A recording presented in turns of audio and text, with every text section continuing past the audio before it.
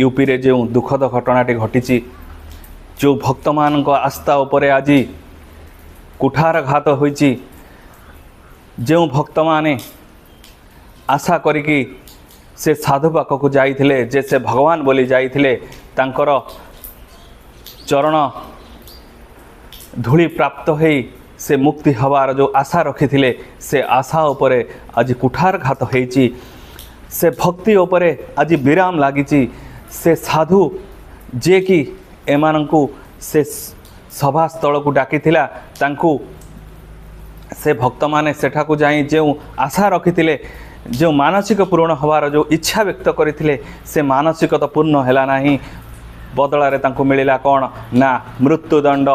नहेले तांकु एमिति जख्म बा एमिति कष्ट एमिति आहत एमिति भाव शरीर पीड़ा होइछि बा शरीर